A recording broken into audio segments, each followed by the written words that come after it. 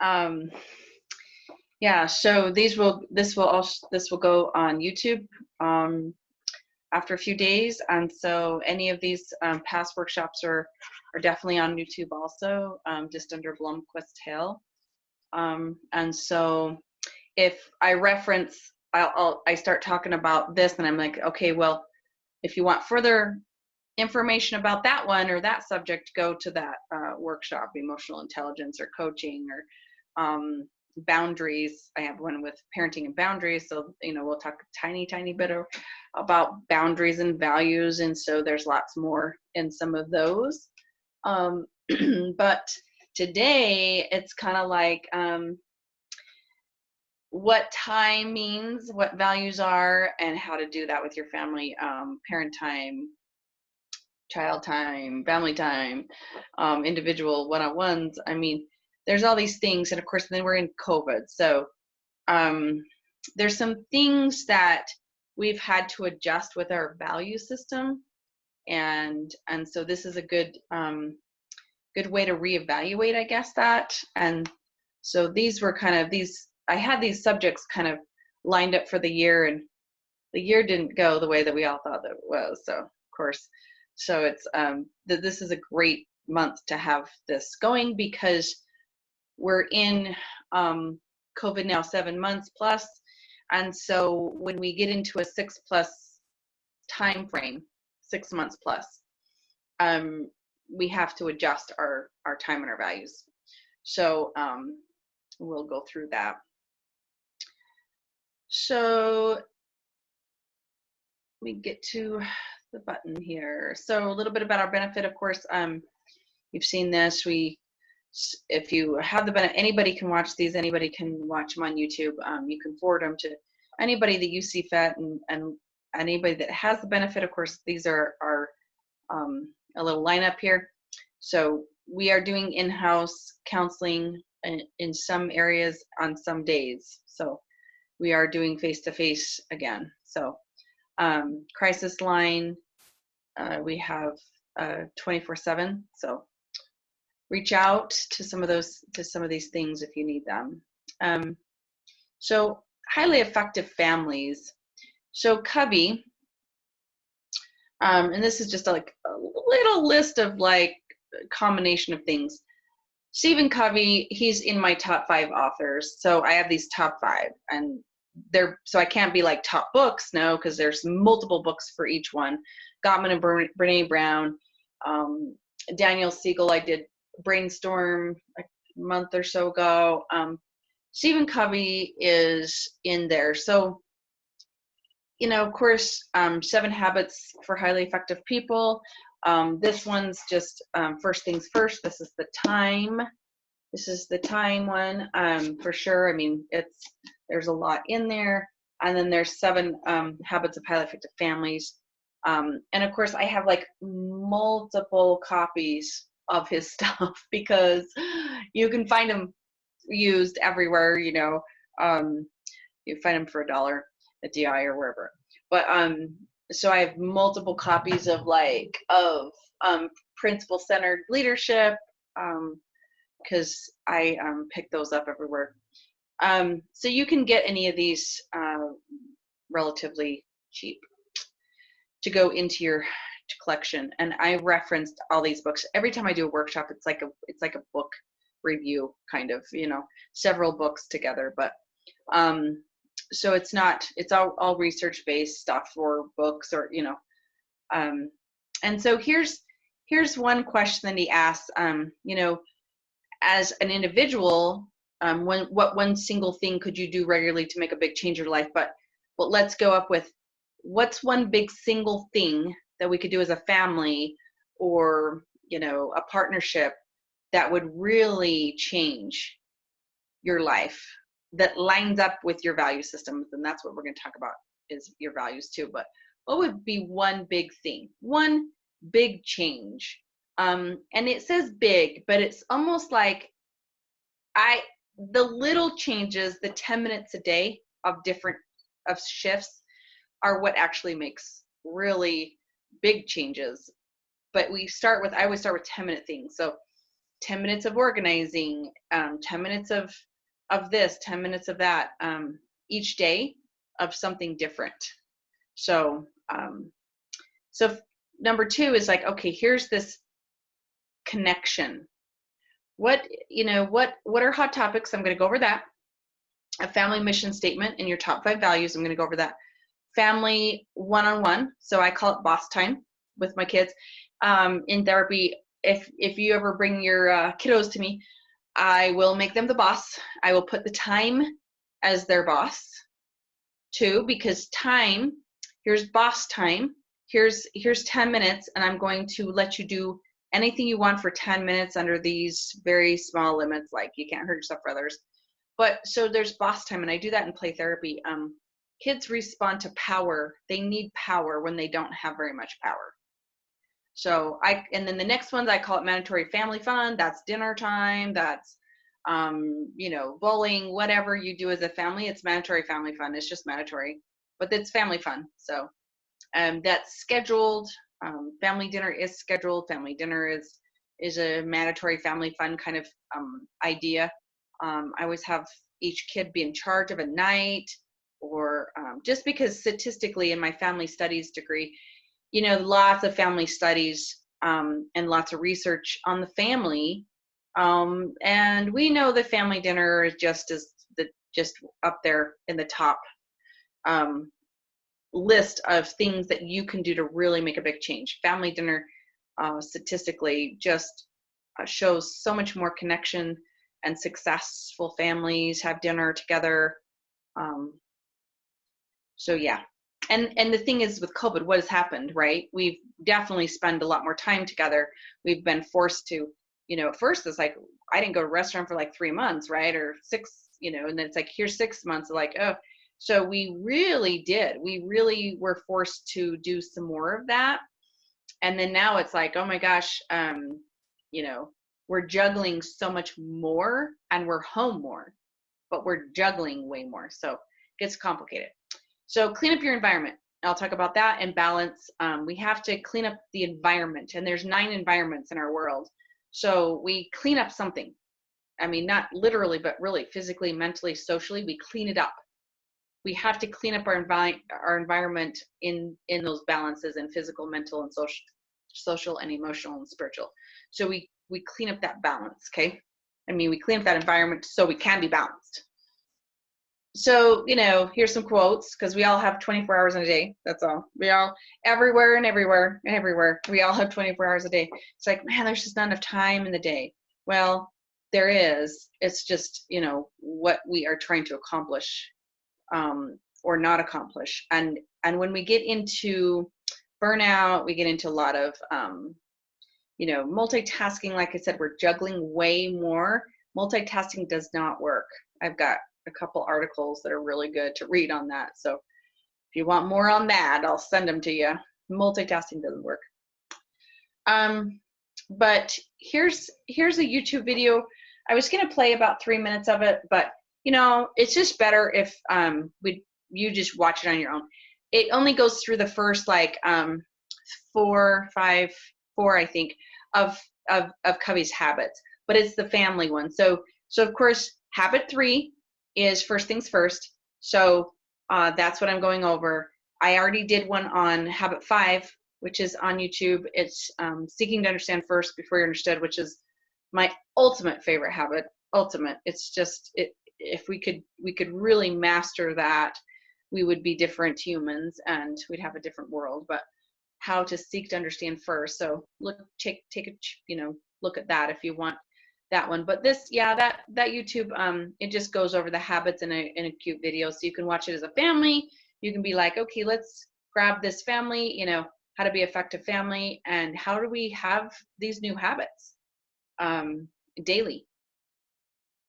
So this is the clock and the compass. So what we're doing here is we just have to understand what the clock does. That just manages time. The clock's the boss. Here's your goals, here's your schedules, here's your appointments. I mean, if you've all seen me and I did just a regular time management one for adults that's on YouTube too, and you all learned about my, I love my elephant planners. and journals. So, Covey always said, if it's not written down, it doesn't happen. I write down and cross off my list for the day, the week, and you can do the month. As I like to stay in that, it's like, okay, this week that didn't get done, so that went on to the following one. That's your appointments, schedules, commitments, and and then we'll go into how we kind of schedule those. But the vision is the compass. Your values, your principles, your mission statement, your direction, and your control, where your power is going. That's super important. You have to have both of these because they don't line up with each other if you are feeding your junk values, which I call junk values from Johann Hari. He called them junk values, and that's on this shoulder. Here's the integrity values, right? But if you're feeding the junk values, you're in quadrant 3 and 4, and you're not. It's the wasting the time with the junk values. So when you're managing time, the clock is the managed time, the compass is the vision. So as you do your mission statement as a family, you look at the vision, okay? He also talks about wake-up calls on the bottom of this slide. It's, on page 22 of First Things First, but he talks about these wake-up calls, and that's what closes the gap, because in a dramatic way between the compass and the clock. So someone dies, we have serious trauma, we have a financial crisis. So what happens when that we have wake-up calls, and when that happens, we realize what's the most important, right? So think about what's the most important thing that you've switched with COVID, with your family or your kids or parenting or your work. So things switch. So to close the gap, what I was just talking about, first generation's reminders, this is just out of his book. You make a list, task, reminders, keep track. This is where I have people keep track of their emotions. I have kids keep track of, their recess. I'm like, when they're doing school from home, and one kid wanted 100 recesses, and that was his power. And I'm like, okay, they're a minute long. You've got 100 of them, or what, and keeping track of those. So planning is the second generation, goal setting, identifying deadlines and responsibilities. And third is prioritizing and controlling. So you can clarify your values and boundaries. So just that's a good little list of where to go with those, first, second, and third. And so what I kind of mentioned earlier, if you're not familiar with quadrant 1, 2, and 3, I call them A, B, and C. When I do my planner, it's like A has to be done today, or B has to be done this week, and C is this month. You can do it that way or something like that, but these are all A's. This has to be done by this time. The bills have to be paid. My fruit has to be bottled because it's rotting, and I explain that. It's like, no, this is an A, this has to be done tonight, or because it's a priority. So, and it's also those deadline driven stuff. But what happens is they're important and they're in quadrant 1, but you can become stressed and burned out because you're always doing quadrant 1 and you're putting out crisis stuff. So quadrant 2 is just that vision, balance. You don't have as many crises because you're managing everything, and you've just got, okay, this has to go to here. Quadrant 3 is that short-term focus, crisis management, see goals, plans, and you might be out of control if you are in quadrant 3. Some reports, some emails, you have popular activities, you have interruptions. But quadrant 4 is just your, and when I did this earlier with the time management, someone's like wasting time, or like pleasure, it says pleasant activities. So I just don't mind that one. I don't. So yeah, if you see that on there, it's like, no, that's not quadrant 4. We're taking it out of context, I think, with that, but it's like, we want to have balance and rewards. So quadrant 4 is a little bit different. So Time management. So here's time, energy, money. So the reason why I talk about time all the time is because it's part of our value system, because time, energy, money is what you value. So I can tell, you can tell, if you write down all what you do with your time, energy, money, if you actually write it down and you say, okay, where does my time, energy, money go? And you'll see where your values are. Now, if there's some junk values that you need to throw out because you're putting too much time, energy, money into those, Netflix, gaming, avoidance activities, then, you know, it's like, oh, as parents, we're like, oh, okay, that's an avoidance activity. We want to get rid of that value. We want to replace that value with something else. It's really tough. And there's limits and boundaries, and that's why we have to talk about those. Just know the best way to figure that out, where your values are, is keeping track. So actually keeping track of your 168 hours in the week and seeing really where your time went. If you don't know, then you don't know where to start. So that's why you always have to know where that's going. And then your energy level, and then your money. It's like, wow, how much do I really spend on eating out compared to, you know, making dinner? I don't know, you know, or that, just examples like that. So, okay, so here's a little example of your values. So I have lists like this that I hand out in the office if we were face to face. So there's a list that you can just PDF, you know, Google it, of like core values, and you come up with a list like this. And this one I have that's like, here's your core values, here's an exercise. So this is the exercise that we're going to practice. So you give everyone in your family a paper like this, and it has all these words, and I love P words: peace and patience and passion and playfulness and potential and power and presence and purpose. And I love proactivity. It says productivity, but proactivity, because that's one of habits. That's one of Covey's habits, is how to be proactive. So I like power words, and that's all power words. And so I would be circling those, and you can kind of categorize them into your top 5. So your top 5, and then you go into this group, and you have top 5, top 5, top 5 in different categories, right? And then you choose the word within that category. So freedom, making a difference, mindfulness, well-being, and happiness is your top 5 goals, or the values that go around your goals and around your higher purpose. And you also put boundaries around those values. So if you don't know what your values are, the thing is, I have families go home and figure that out. They circle the words, they bring them together as a family mandatory hot topic time or mandatory fun time, and you see which ones match up, right? So if respect and courage is in there, I value respect and responsibility. I'm going to teach my kids to respect and be responsible.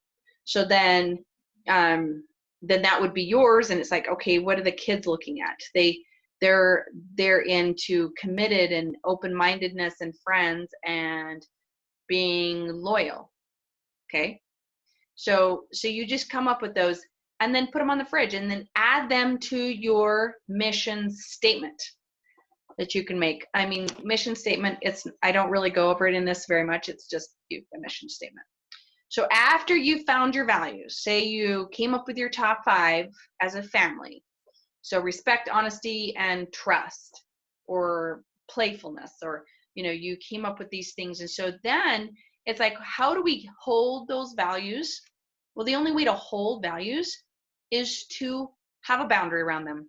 The only way to hold your time, energy, and money is to put a boundary around them. You don't just give away your time, you don't give away your energy, and you don't give away your money. So, you know, unless it's part of your value system. So your job as parents, as caregivers, as guardians, is to hold the boundaries, and the kids' job is to push them. And that goes into Brainstorm, which is a workshop that I did, like I said, was it last month or the month before? I don't know. Time, you know. So Brainstorm by Dan Siegel. It talks about the adolescent brain and why kids push it. They push boundaries.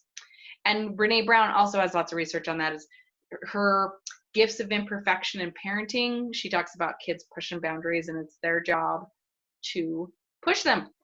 And their brain actually develops because they do. And we want their brain to develop. Even though, if we choke them out, they're not going to, have that brain. But it's like, it feels like that, right? I mean, let's laugh about it. I mean, it feels like if you push my boundaries one more time, this is our value system. This is the boundary. This is the limits. These are the rules. And these are the goals that we have because of those. And they just don't want to participate. That's a whole other ball game, right? We can only enforce and build skills and manage and source them with support and wisdom. We source their needs, their basic needs with support and wisdom, and model that. Our job is to protect their safety, because if they don't have safety, we can't get up the ladder to their self-esteem, to everything else, love and belonging. We can't go up hierarchy, Maslow's hierarchy.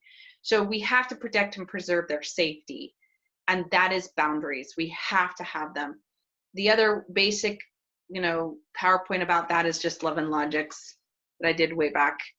How to have boundaries, how to have limits, and what does that look like to produce a responsible child. It's super tough. Do the best you can.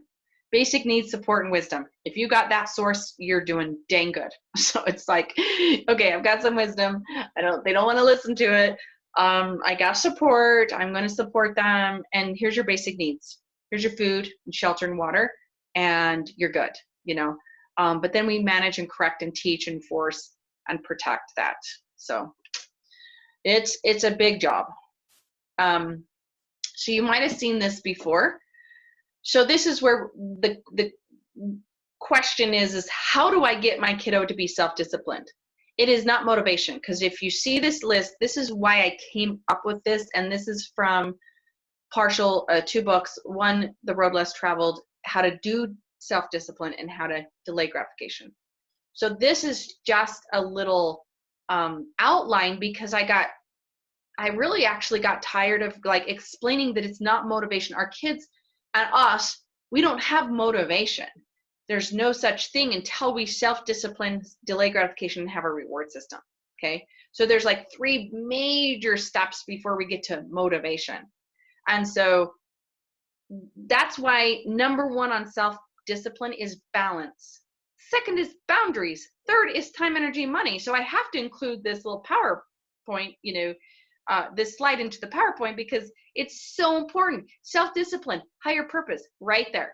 A higher purpose means I have a higher purpose around why I have boundaries and self-discipline and a value system.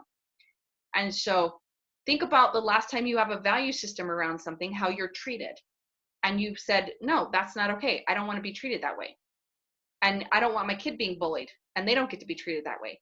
So that's a higher purpose around a value and a boundary around their emotional health. And so you have to have a higher purpose in that.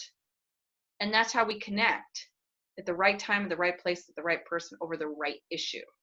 You have a higher purpose in that. And then delaying gratification, managing impulses, self-control, take back power, pain before pleasure. That has to be actually by Scott Peck, The Road Less Traveled. He says it has to be taught by 5. But, the book was from 1973.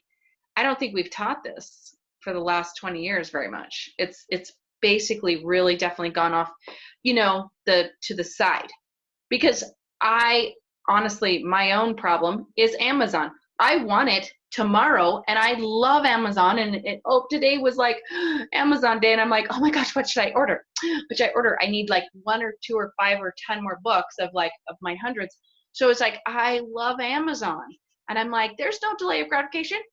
I want it, it's 24 hours, I can wait, right? But we're not teaching that, and we have to manage that. But if that's my goal, if that's my value system, and I have a budget around how much I spend on Amazon or my books or my things from Amazon, then we're doing okay, and that's my reward system, or that's part of my, it's part of my books.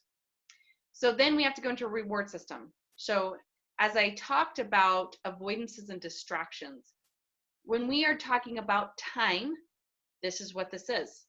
A distraction, 10 minutes to 2 hours. For adults, 2 hours.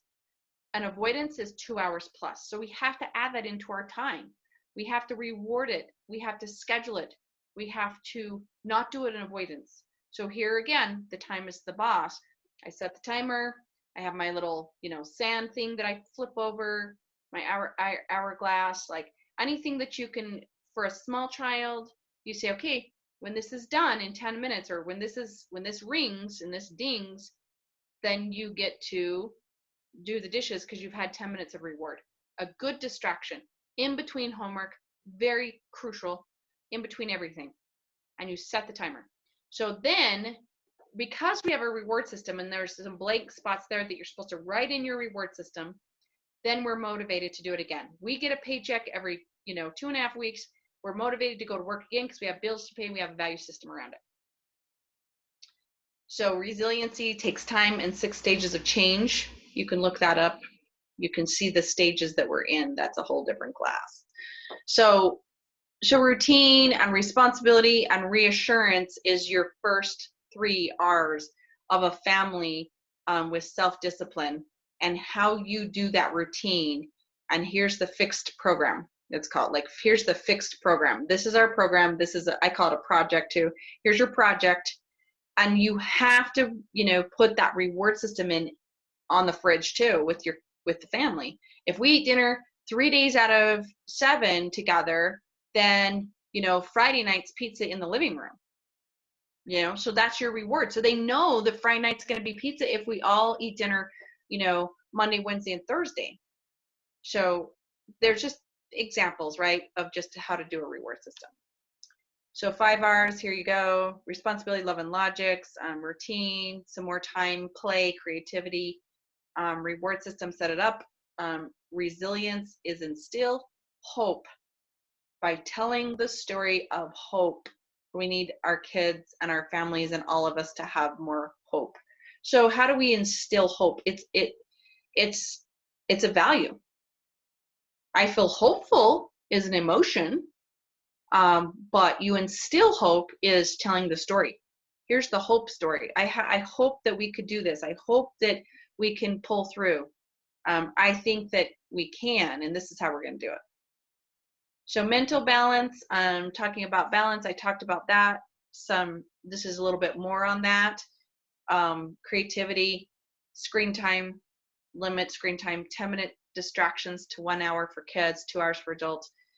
And avoidance is, so if we're doing something for more than 2 hours, then it's an avoidance behavior and it's not a mental balance anymore. So creating a safe place. If you want more information on the hula hoop or the stress bags or the signs, like mommy's on call, mommy's on a phone call, on a call, not on call. Like while we're working at home, 5 senses bags, they're just things to create a safe place for their room. The hula hoop is just for space, for emotional, physical space, and they can have their hula hoop so someone doesn't invade their space. So they're hula hoop size. Yeah, and just chat me in the chat if you have any questions as we're zooming through these as I go fast through them. But you'll get this PowerPoint and you can look at it again. So this is the hot topic idea.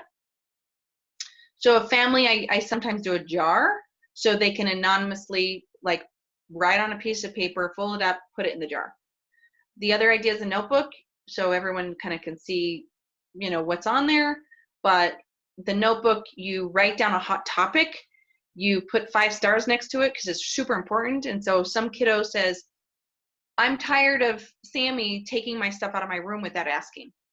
So that child writes it in the book, and they come to you and they're like, I'm so sick of Sammy stealing my stuff. Okay, well, right now is not a good time to discuss this. We need to discuss this as a family, or this has kept happening. This is, keep happening. And so we've got to continue to talk about, this is a really hot topic. I see that you're super upset. So one way to, de-escalate a little bit right there. but then say, you know what, this is something that's seriously a hot topic, and I think it needs to be a 5-star in the notebook. Would you go write it in the notebook? And we're going to talk about it Sunday at 3:00. So that's like a Tuesday night during dinner, right? And you just, or in the middle of the day when you're working, it doesn't work. So this is just another way to not put it off, but kind of, it's called a container.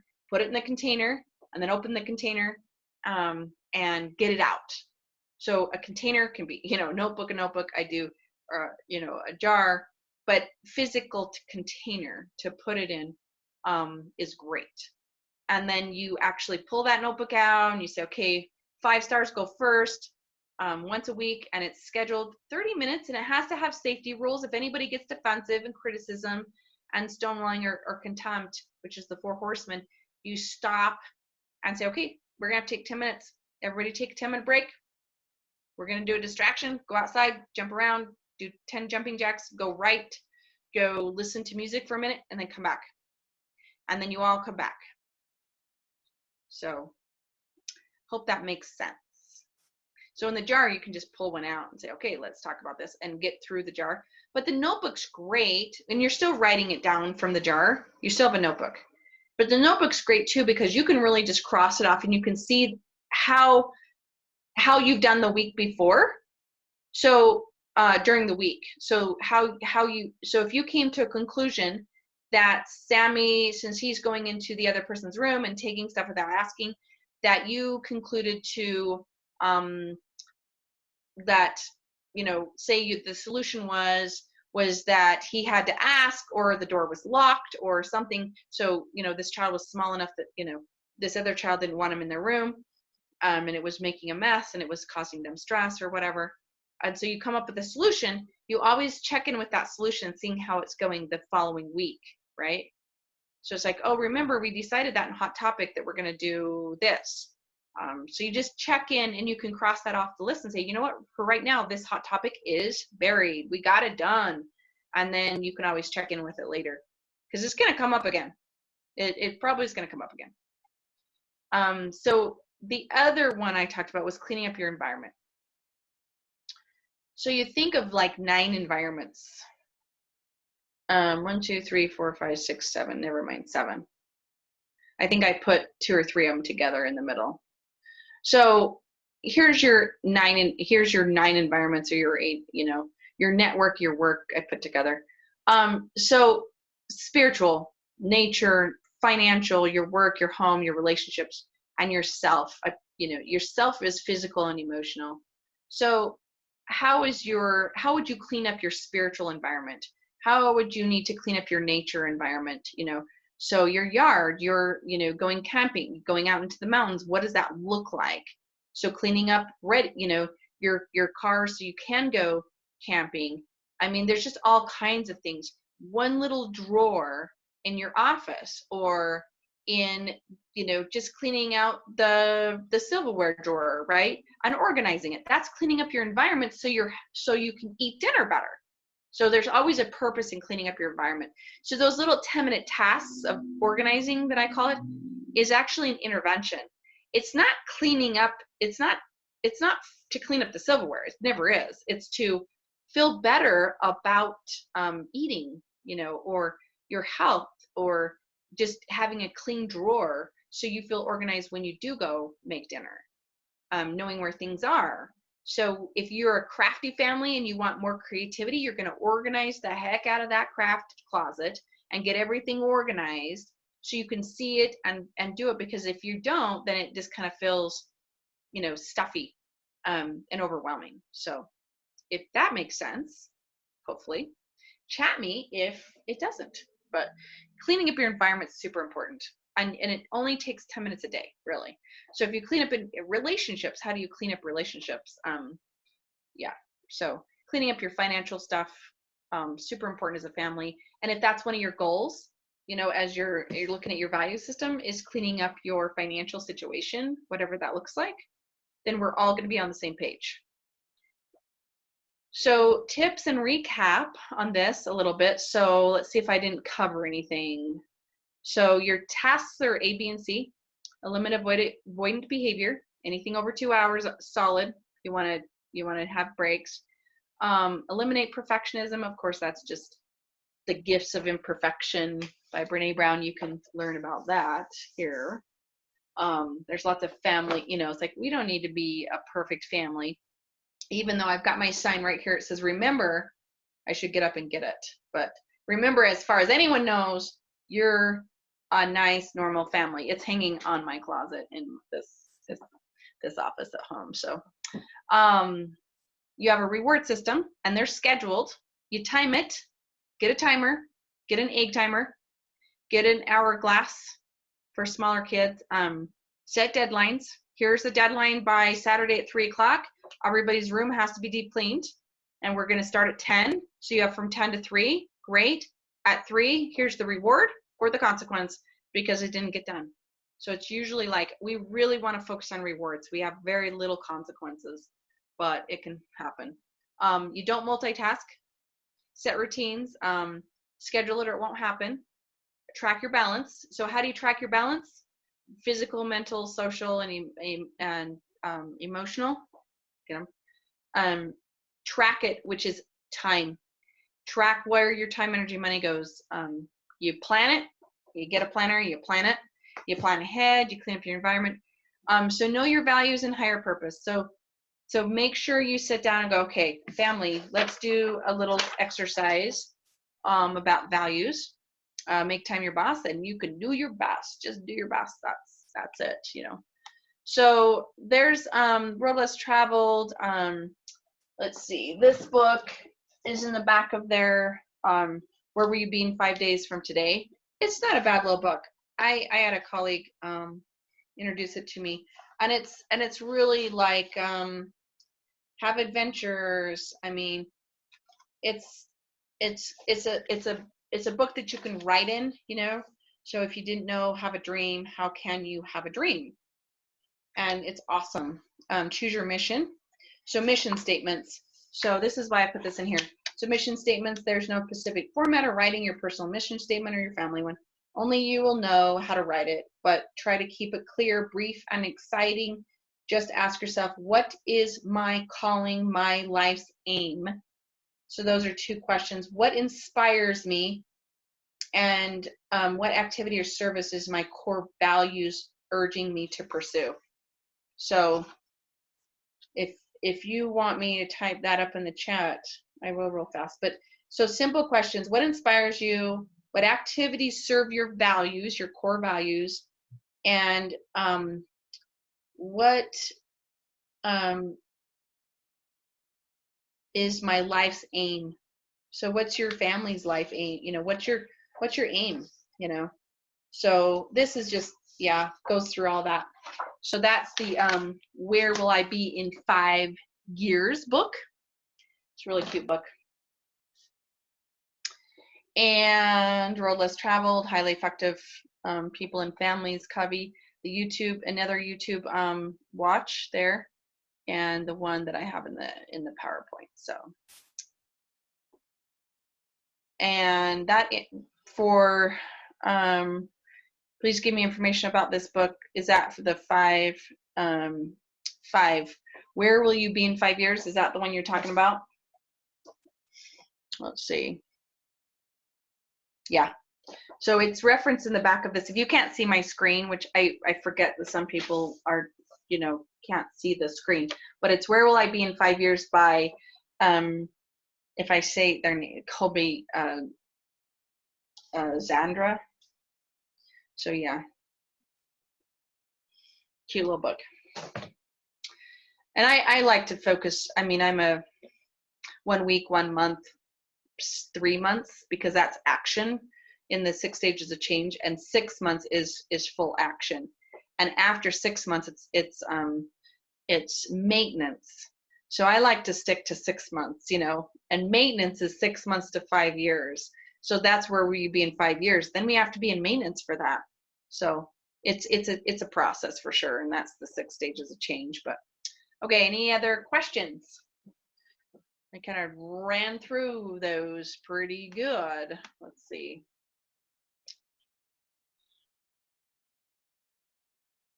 Any questions besides that? Let's see.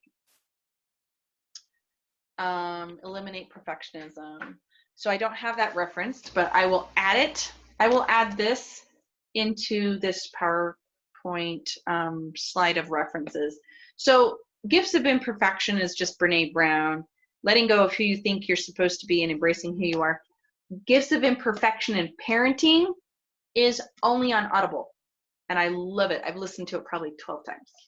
But this little book, for example, goes through guideposts. If you haven't heard of this book or read it, this is so great for families, because here's when things get in the way, right? Oh, everything gets in the way in a family.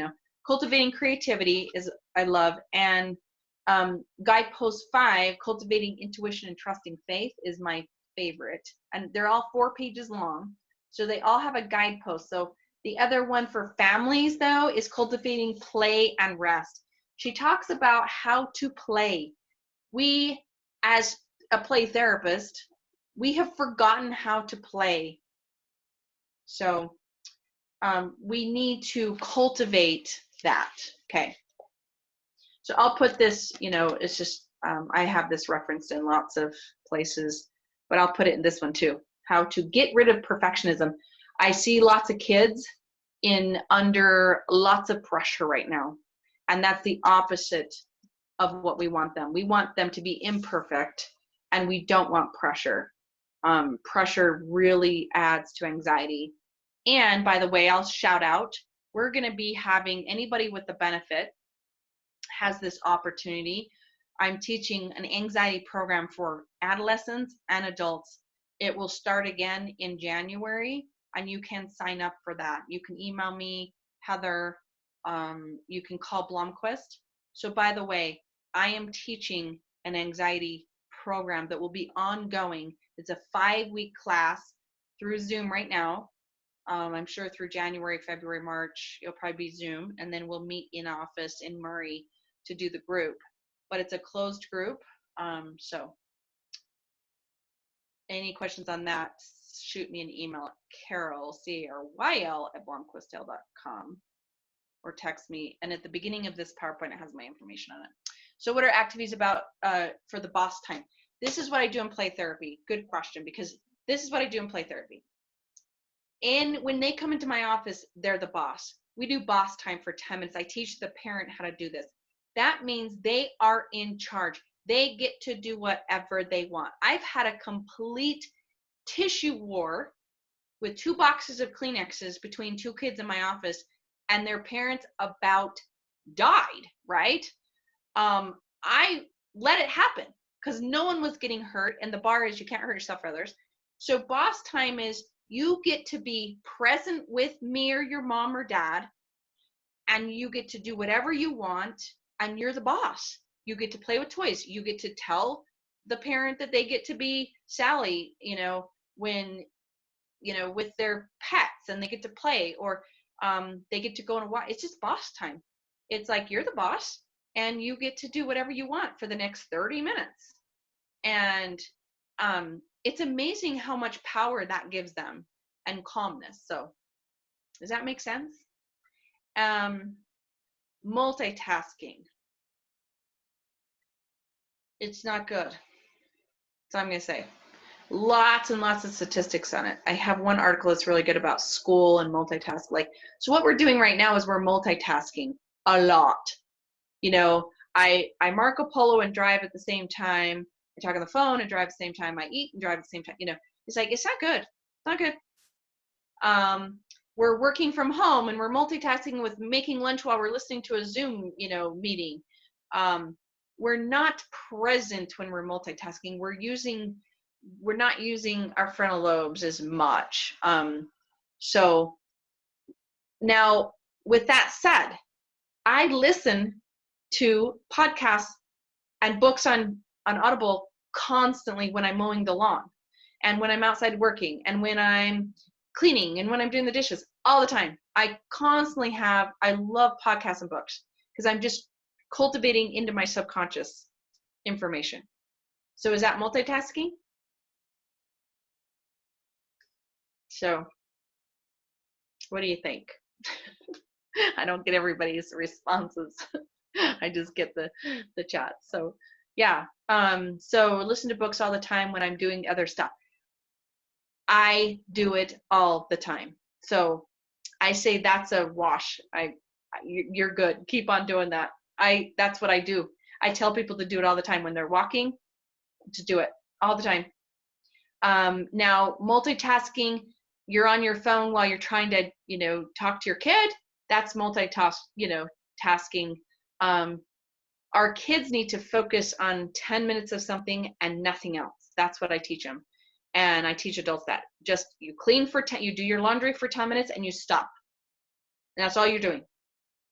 Just, so I do, the multitasking that we're doing is we're just not present. So anything that adds to your presence of listening to music in the background of while you're cleaning or while you're doing something is fantastic because it's your 5 senses going. So you're more present that way, actually. Coloring while you're listening to a lecture is one of the best things you can do. That's not multitasking. So, okay, anything else? And got a couple minutes. And I always I'm crunched for slamming in, for time, but today is good. So yeah, I really like that, for mission statements, asking yourself some questions. And this book, The Wheel of Life, is really cool spot too. It's kind of like your 9 environments, but it's like career and health and finances and education and charitable and adventure and travel and romance and relationships. This is their will of his wheel of life. That's really awesome too. So where will you be in 5 years? Not to put pressure on your kids, oh, you're going to be a graduate from this university, but any other questions on the anxiety program that you can spread the word. It's going to be opened up probably in January to whoever wants to join and get on a waiting list probably. So it'll be, it's a program of 5 weeks. Adolescents, I can take 11 to 18, and then 20 plus will be adults, 18, 19, the teens. So if everyone's good, we'll end there, and then we'll send you out the PowerPoint, and I'll send you the list of the values too. So I will send you in that email, we'll send you this list of values. So you have it and you can print it off and circle the words. But okay, yeah, if there's no more questions, if that made sense, we'll